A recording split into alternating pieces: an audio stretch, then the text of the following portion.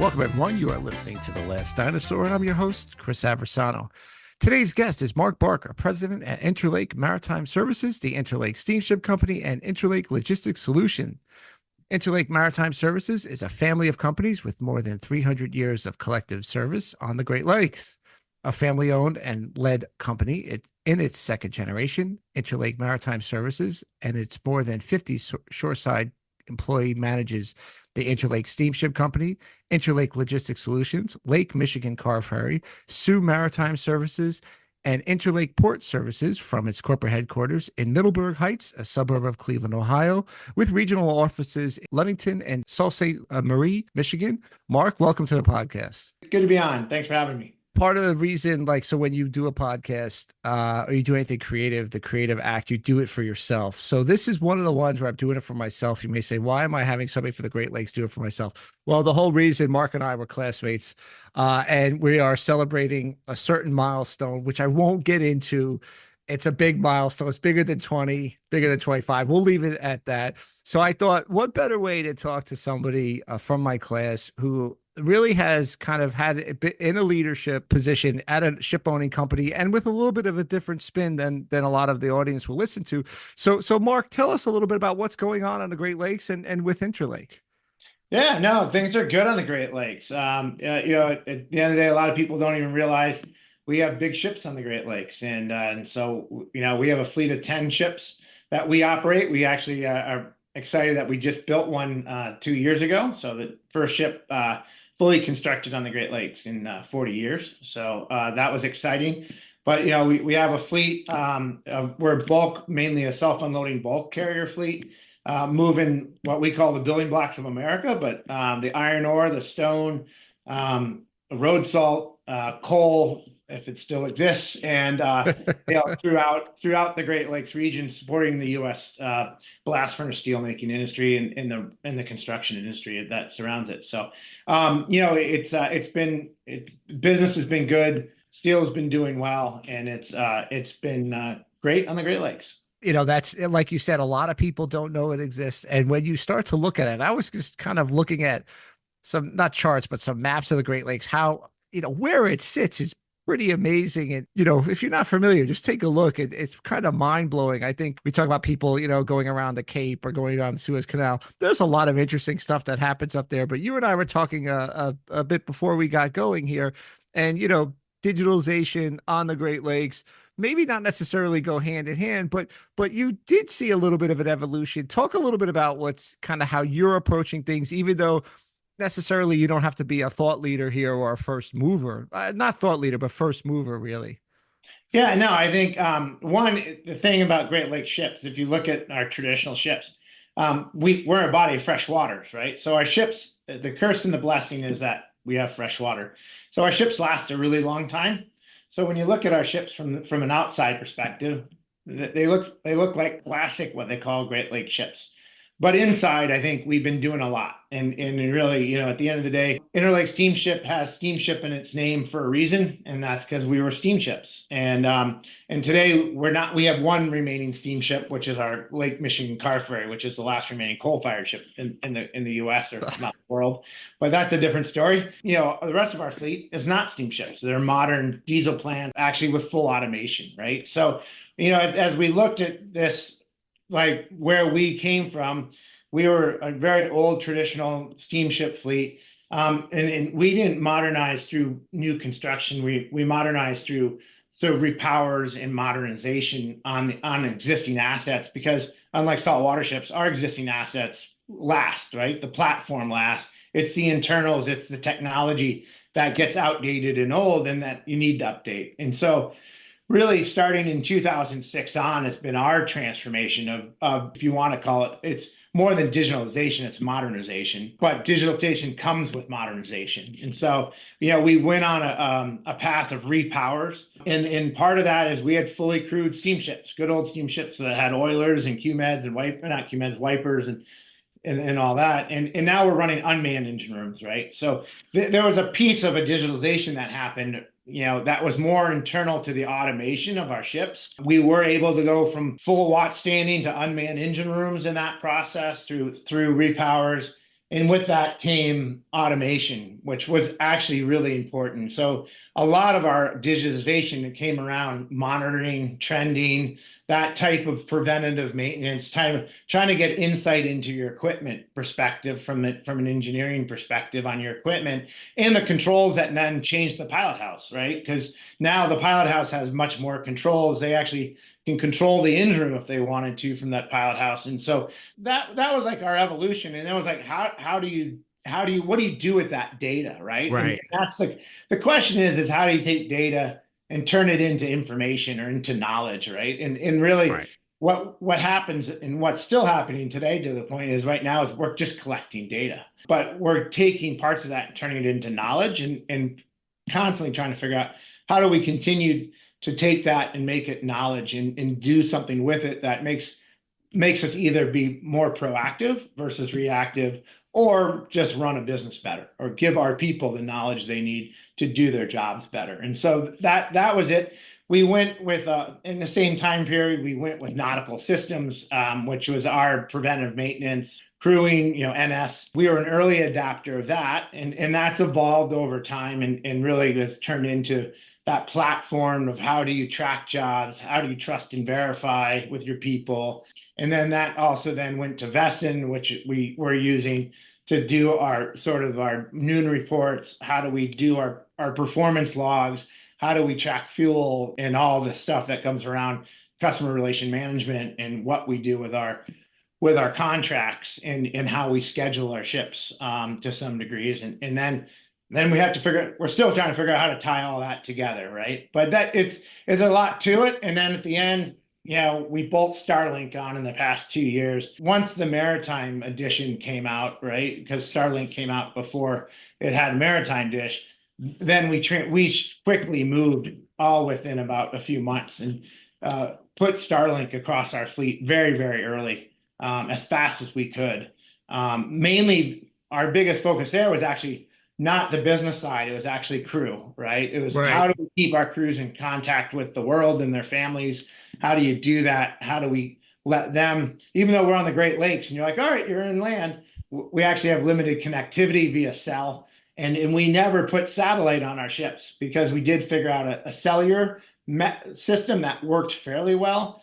That was less expensive and faster than a satellite solution. But once Starlink came on, we adopted that. And that's really now starting the transformation of our digital age because now we're connected to the boat and the options are becoming a lot more restrained, or less restrictive as we move forward. So there's a lot there. There's a lot to unpack. I mean, I think the first thing, what it's really interesting, kind of in you joke around kind of in our lifetime, but certainly in the lens that you've been there the last 18 years, you've gone from steamship, you've really gone through the evolution. And I think you point out one of the biggest problems, regardless of where you are, is getting the data off the ships. I interviewed somebody a couple of weeks ago, and we were talking about cruise ships. So think about the amount of data they have. And for those that don't know, Mark got his start as an engineer.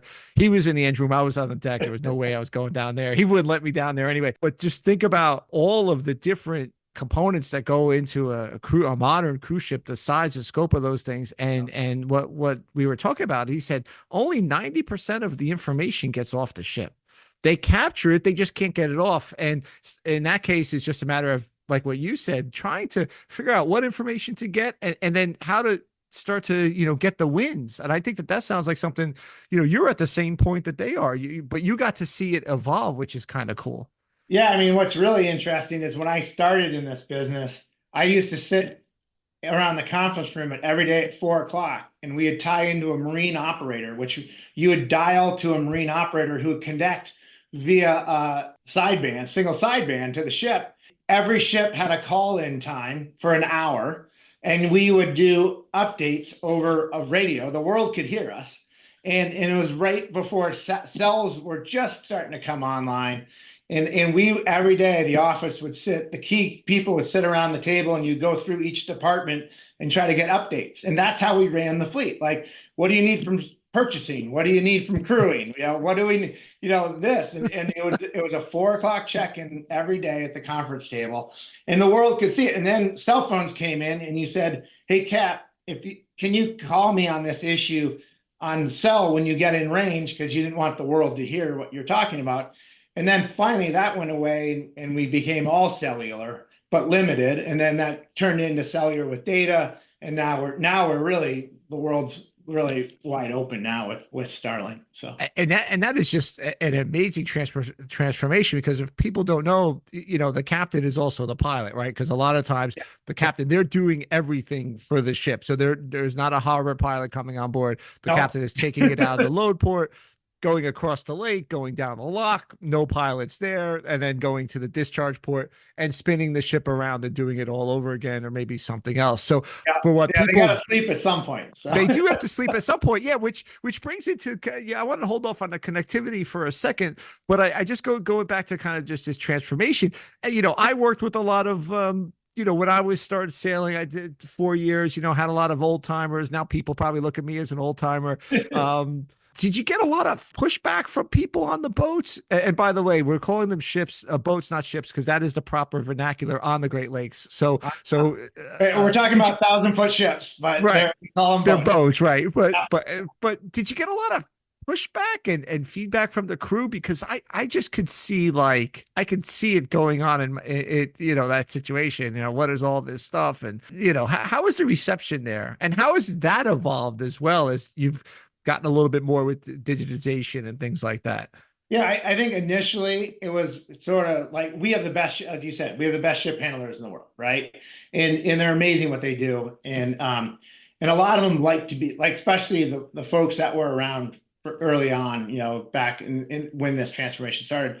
A lot of them were like, I just like driving boats. I'm on the lakes because what we get to do here from a ship handling perspective is so unique, and that's my passion, is ship handling, right? The rest of this stuff, like let my first mate run or do with it or whatever. But as we've evolved, it's become a lot more, as you said, there's a lot more technology on the boat. The one thing we always did, especially with automation, right? No one ever loses their job with automation. So the minute we put automation on, we reduced an engine room from chief and three QMEDs and a wiper down to a chief and two and a QMED. All those people kept their jobs. We eliminated the position, not the position, but the role. But the person, if you physically worked for us, you had a job until you retired.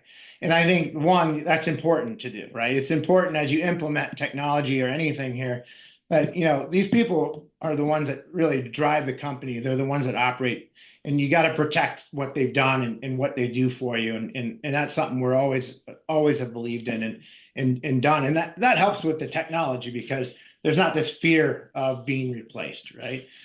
And then the rest of it is, it took some time. You had some people out there that weren't computer savvy, right? It's like, I don't know what this damn box is, and I don't want to look at it. But that over time, one is we did it, and it's really hard to give computer support or technology support because you're like, here, let's train. But how do you train people without sending people to the boat? That's now changed with connectivity, but you couldn't do online instruction, right? You couldn't say, well, here's how you train. And so as you do this, you have this growing pain of training, as that should never be overlooked, because that's, as you put change into the thing, that's actually one of the more important things you have to do and focus on. And we didn't always do it well. And probably some people would tell me we still don't do it well, but we realize it. And then, as you get the younger people, as people replace or move on or retire, the schools are doing a good job. I mean, a lot of this software, some of the software is actually in the schools, and they learn it, or they get familiar with it as they go through their training. And then they're just more computer savvy because everyone's on a phone today or whatever. Yeah. And so now that helps over time. The other side is, as you go digital, I think it's very easy to underestimate the resources needed to bring the system up to a level that can be implemented easily. Because you're like, oh, just install the software and it will figure itself out. And that's not true. Yeah. I read this great book. I talked about it. It's called How Big Things Get Done. And they talk about a lot about like building the Guggenheim versus building the Sydney Opera House. And, one went like really well because it was well managed and everything. The other one went over budget. And then the author gets into specific data points about projects that overrun, and almost number one is IT. And they basically say it always gets overrun with cost and with budget, from time, from like, oh, this is going to take me 2 months. That's not right. It's going to cost us $100,000. That's not right. To big, big software ERP, launches. Oh yeah. They talked about building out Heathrow Airport, how that did work well, but they pointed to the reasons why. But I think the point is that you're right. Like, you can't underestimate any of this, because otherwise you're just going to be setting up for disaster and disappointment, I think. It's so easy to say just install it and we'll figure it out as you go. And you got to make sure you're setting yourself up, as you said, for success, because you got these people also doing other things.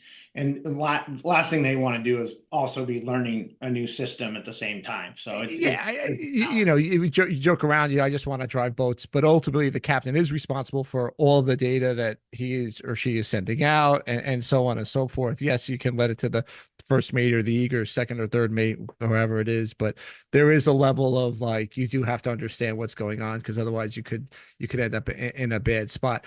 So talk a little bit about connectivity. How are you seeing that change the fleet? Because that's something that we hear a lot about. We hear obviously a lot in the deep sea ocean. We the deep sea type fleet. We also hear that there is some limitation. I think at the higher latitudes there is some limitation, but I'm not sure if you guys run into it. What's been the feeling on rolling that out and staying on a fairly perpetual state of connectivity with the crew and you and maybe their families? How are you guys managing that? Because that's another part of the issue. Well, one, we felt it really important that it's sort of a right of our crew to have connectivity. So we Right. we just gave it to them, right? So you're online, you're online. One boat has 90 something devices going on it, and we've never, Xboxes are out through the roof now, and whatever, PlayStations and everything. But at the end of the day, you can connect, and we use Direct TV too, and we're almost like, can we switch from that to just like internet-based TV instead of having the satellite dish too? And Right. we're trying to figure out bandwidth, making sure we don't You don't overwhelm. have to worry about that for football anymore, because that's on Amazon. So Yeah. I'm sure that's a thing. But we rolled it out and we moved quickly, and that was just mainly, let's make sure we're connected. But we found some quick wins, right? Weather, quick win, right? Captains are driving, and we do have dead zones where they're getting weather, but they're not getting the greatest, latest weather. And now with full connectivity, they're dialing into their favorite site or whatever the report is. And actually, weather routing on the Great Lakes is unique because you're stuck on a lake, so there's nowhere to run or hide sometimes, and so you got to time it right. And so early on, a couple of our captains were like, "Thank you," just from sleeping well at night, knowing I'm not going to get caught out in the lake is been a huge relief and productivity. And then from our crew side, the fact is as you know from sailing, when you're off watch is not always when your family's awake, and then when you're in cell range and off watch is definitely not when your family's awake. And so the fact that you can call and dial up and FaceTime and see your kids and see your family, from a crew perspective, I think is just big. And then as you get the young generation out there, they need to be connected. Like that's how Yeah. they're wired, right? We all have kids and understand that. So, and then from a business perspective, we're now starting to see how we're still working on how do we evolve it, and we're trying to be smart, but we have SharePoint out there, right? So SharePoint in our office and on our ships is connected now full time. So all our SOPs, all our policies, everything you want is sitting in the same folders that sits in our office and constantly updated. So some of those forms, customs was a big issue. We go in and out of customs a lot, right? Customs is very unique in how they want things communicated. It has to be 12 hours before you arrive. It has to be this. It has to be that. Well, 12 hours before we arrive sometimes is not a cell phone Right. capable area, and they need it faxed, or they need it. Everyone has their quirks. I won't get into customs. That's a whole other story. But Another so podcast. so now we can do that easily. So we got some quick wins just because of what we are all used to every day. Now we can do that or they can do that on the ships. And then long term, it's like, all right, now what does that mean? Because we have servers on our ships. Like our ships have complete servers. Can we go to cloud 100%. And we're not there yet because we're just making sure we're getting comfortable on reliability of, connectivity. But we have servers, and now we can start moving things to cloud, and that gives us better service, better reliability, easier to maintain. Maintaining our computers on board, we can remote in, and we can fix it without sending text to the boat. We can now grab the data more consistently from our engines and look at trends and analyze that in a way. We do allow access into some of that technology on a limited basis. So we got to be very careful around cyber. And so Right. Yeah. we have a lot of strict rules around how you physically can get into that system, but we can get technicians in from anywhere in the world can come in and at least look at our equipment, which is hugely helpful, especially in the post-COVID, where it's hard to get technicians all the time and fly them where you need when you need them right away. And Yeah, I mean, it sounds like the two big things with connectivity, which you hit a little bit on. One was, of course, the cybersecurity aspect of having that in place, and that clearly, even we talked about since 2006 when you upgrade the fleet from steam to motor, and then of course that also at the same time you were digitizing.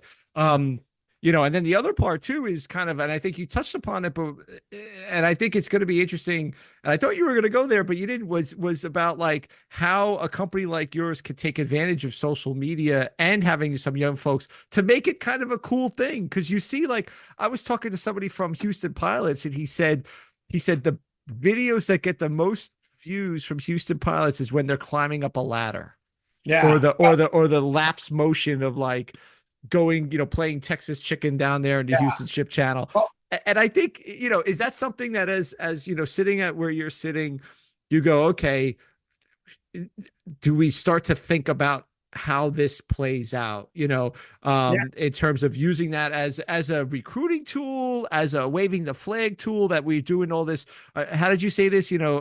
Keeping the heartbeat of America going. I forgot what you said. It was something like that. I love it. Building blocks of America. Building blocks of America. I mean, how do you kind of, you and the other carriers up there, kind of use the social media to your advantage and kind of getting the young folks involved a little more? Yeah, and we do. We actually have a public relations person who manages social media for us, and well, doing other stuff as well. And she does an amazing job for us. So we have a YouTube channel, we have a TikTok channel, we have a Oh, okay. Instagram channel. We do that. I mean, part of that is one thing about shipping, especially on the Great Lakes, is for the longest time, and I think that's sort of the podcast title here, right? Is it's almost, you could say we're the ostrich too. You put your head in the sand and just hope no one bothers us. We come in and out of ports and deliver, one of our big ships can deliver 7 unit trains of cargo in 8 hours to a port, right?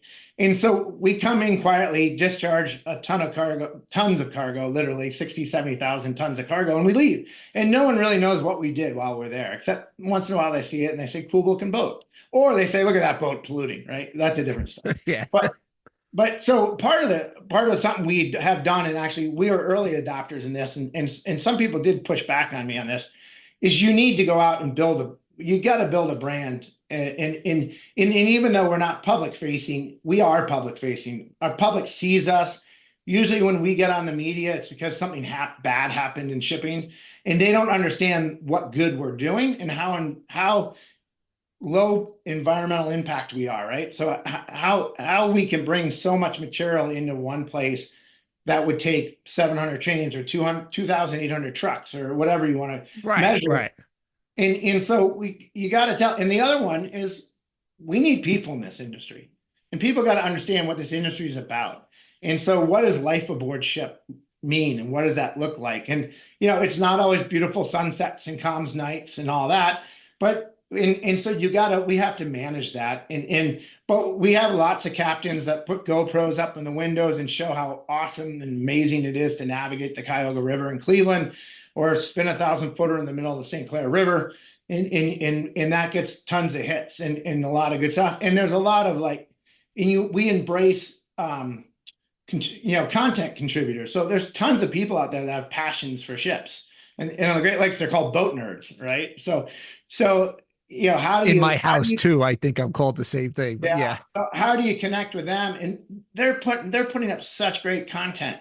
And so how do you do that? How do you connect with them? How do you share their content, give them the right credit, but also, show that what we're doing matters. And that's it's one method of, or one channel that you got to do.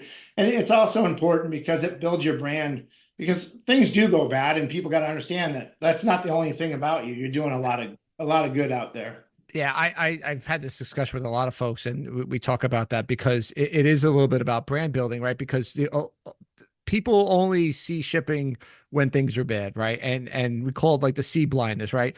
Port strike in New York or port strike on the East Coast. That's bad. Look, it's shipping, right? And it's not, that's a port thing, but it's shipping lumped in. The Ever Given, right? Ship goes aground. All those sort of things. It's bad. It's not the good stuff. It's not like you said, a few thousand railroad cards going in and out, and goes Yeah, in, we're not goes we're out. not blocking your ambulance. We're not, the trucks aren't, on your highway. We just Right, come and right, leave. Yeah. and I saw a great thing. This was about 6 years ago. SUNY had a conference talking about the America's Blue Highway initiative that Marriott undertook, a while ago, and I think it was somebody made a great presentation. They were like, for 1 ton of cargo, um, with 1 gallon of fuel can move, like with a truck it was like 200 miles, with a rail it was 400, with ship it was like 800. It wasn't even close. And that's what people don't understand. And especially in the I-95 corridor, Mark, this. If you could get trucks off the road between Greenwich, and New Haven. I mean, that's still like one of the top 5 most congested areas. Number one is the Cross Bronx. If you can get trucks off of those, it reduces pollution and all that stuff. One of the things I love to ask, you kind of touched on it, people entering business. What do you say to these folks? It's a good life. I think shipping is not for everyone, right? You know that, we know that. You're away from family. You're that. I think great work. We have passionate people, and you actually get to do cool things every day. If it fits your work style and you want to work hard and then get some time off, the shipping lifestyle, especially in the Great Lakes, because we're always in port. It's not like you're going across the Atlantic, right? But we as an industry, and I think the country has to say, one, college isn't for everyone, and that's absolutely true. And I think there's been so much focus on that, and two, you still in the Great Lakes can start off as a deckhand and make it to captain, right? So there's upward mobility in that. I mean, we're a little different than the ocean in some of the regs that we don't have to follow that the ocean does, because we're in the inland waters. But people just don't know about us. It's, you go into port cities, you go into Cleveland, into Duluth, where the whole town looks at the port of Duluth, and everyone's like, you can work on those things, or there's a good paying job.